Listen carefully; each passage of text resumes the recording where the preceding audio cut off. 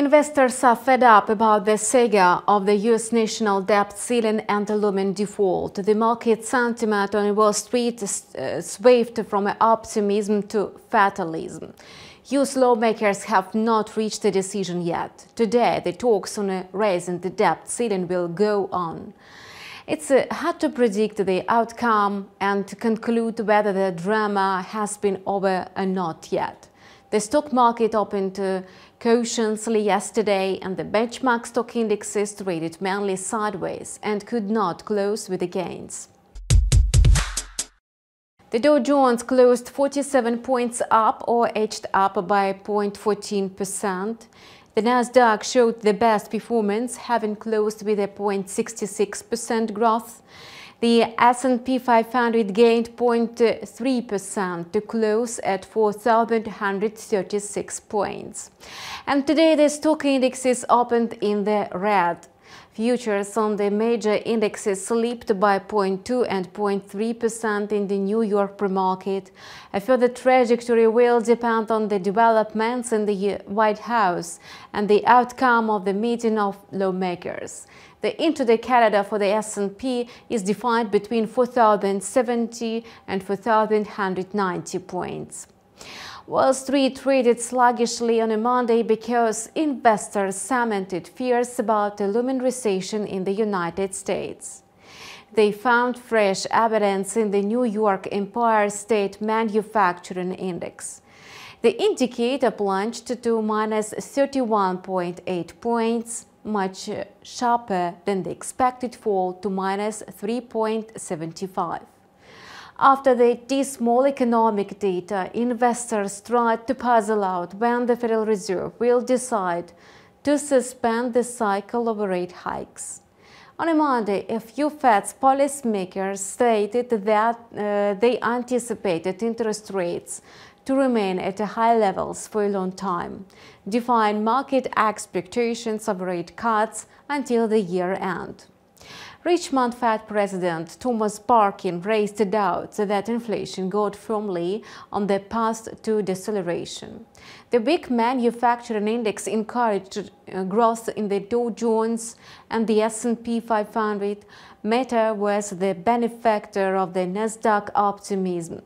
Meta shares climbed by 2.16% after Loop Capital upgraded the company's rating from a hold to buy. Shares of regional lenders gained ground yesterday, driven by a recovery by PacWest. Investors shifted focus from the credit crunch towards the federal crisis. PacWest shares jumped by 17.6%. Western Alliance shares surged by 12%. KeyCorp shares rose by 6.7%.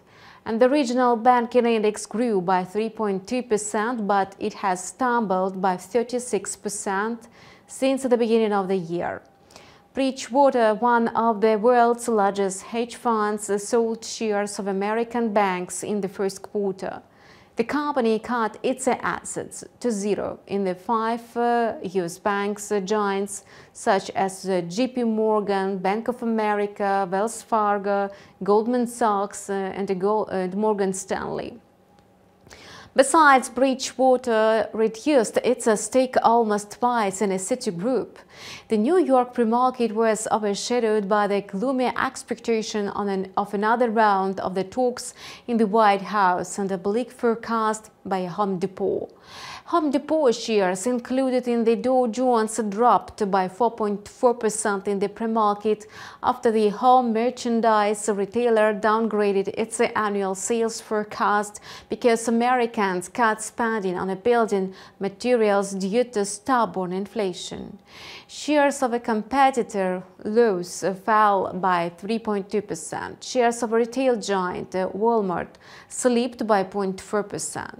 Investors absorbed the U.S. retail sales data before the opening bell, and the Red Hot report showed that retail sales rose by 0.4% in April, having rebounded after 2 months of a contraction. Nevertheless, the figure was below the consensus of a 0.8% increase. Core retail sales, excluding cars, petrol, building materials, and food, increased by 0.7%, stronger than the expected 0.3% growth. Such data confirms robust demand. The report did not trigger a market boost. It means that investors are looking forward to the meeting in Washington.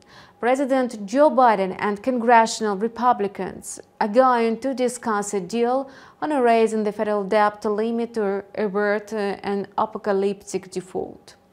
Now, investors are more optimistic about the progress than in the 2 previous weeks. As the deal is not nailed down yet, market sentiment could be sensitive to remarks by the Fed policymakers such as Loretta Mester, Raphael Bostic, Michael Barr, John Williams, Austin Goolsbee, and Lori Logan. 4 Fed presidents have already stated their views on a further agenda. All of them signaled that interest rates would remain at high levels because inflation was improving too slowly and the economy had not revealed any signs of a weakness yet. Curiously, despite Fed's viewpoints, Fed funds futures indicate a 70% chance of rate cuts this year. As for corporate news, the only catalyst is Warren Buffett's company. Investors are keeping close tabs on Fed's officials. Shares of Capital One Financial jumped by 6.3% after Berkshire Hathaway reported that it had begun investments in the consumer loans. Berkshire also increased its stake in AHP, whose shares grew by 1.6% in response. The currency market also came to a standstill on a Tuesday, and popular currency pairs traded with minor fluctuations. As a result, the US dollar closed almost flat. After a 0.1% downtick intraday, the index settled at 102.4. The US dollar index is likely to trade in the intraday corridor between 101.70 and 102.70. The greenback traded at the level slightly below the highest level in 5 weeks against major currencies. The pound sterling was the most active before the opening bell, and the sterling tumbled and rebounded because the growth in the UK unemployment rate suggested that the Bank of England would announce further rate hikes in the coming months. The US dollar halted its moves because Joe Biden made positive comments on the outcome of the talks. Earlier, the US currency benefited from the worries about the debt ceiling. The greenback rallied as a safe haven asset. Now the outlook is uncertain. The US dollar cannot find support from hawkish comments by Fed's officials. They keep the door open for further rate hikes and reject the likelihood of a rate cut this year. As soon as the debt ceiling issue is settled, the US dollar could respond sharply to recent comments by Fed's policymakers and economic data. The Canadian dollar is one of the most active currencies today. The loonie is asserting strength against the US dollar, and the USD CAD pair skidded by 0.3% intraday to trade at 1.3417. The instrument is expected to trade in the corridor between 1.3360 and 1.3470. The Canadian dollar gained momentum following fresh data on consumer inflation. The annual inflation rate in Canada inched up to 4.4% in April from 4.3% in March. The actual CPI is much higher than the forecast of 4.1%. The Red Hot report proves a pause in a 10-month cycle of easing inflationary pressure. Such a rebound also rejected the forecast by the Bank of Canada that inflation would decline to 3% by the third quarter, thus arousing concern that the central bank could resume monetary tightening. The CPI rose by 0.7% in months, the highest score in the last 6 months. Obviously, the prospects of a further tightening after a pause resurfaced. So the loonie gained ground. A recovery in oil prices is another catalyst for the loonie's growth. Both benchmark rates closed 1% up on a Monday. On a Tuesday, crude oil extended its modest growth and Brent crude futures climbed by 0.8% to trade at $70 $95.82 per barrel, and WTI gained 0.6%. The International Energy Agency released a report which improved sentiment on oil demand. The agency upgraded its global demand forecast by 200,000 barrels per day to a record 102 million barrels per day for this year. Experts hope for a revival in demand in China. But at the same time, fresh data showed that China's industrial production and retail sales fell short of expectations. It means that the second largest global economy is losing momentum. The crypto market is trading mainly flat. Bitcoin hardly changed its dynamic on Tuesday, having slipped by 1%, and the token settled at about $27,000. Popular altcoins are trading mixed. Ethereum, Solana, Ripple, Binance, and Cardano are wavering between dips of 0.9% and gains of 1.4%. Litecoin jumped by 5%. Crypto traders are in the wait-and-see mood due to the uncertainty about the US debt ceiling and lingering fears over US watchdogs. The crypto market is keeping on with the sluggish moves, having neglected the news about the bill on the crypto assets regulation adopted by the European Union.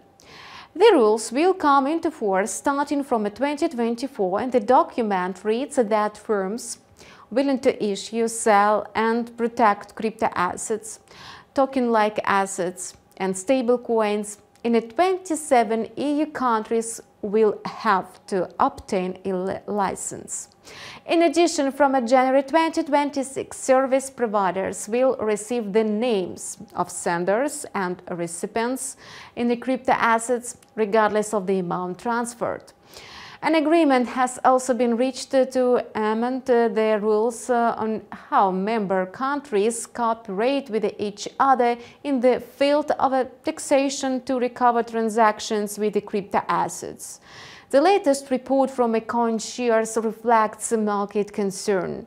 Last week, digital asset investment funds went through a net outflow of $54 million, extending outflows for the fourth week straight. Of the $54 million that has left the market, $38 million belongs to Bitcoin-related products. Speaking about Bitcoin's intraday outlook for the American session, the price will remain in the range of 26,800 to 27,300. Significant news, in particular the debt ceiling, could encourage sharp moves to $26,200 or $28,200. Make profit with the InstaForex, subscribe to our channel and follow news with us, and see you online tomorrow.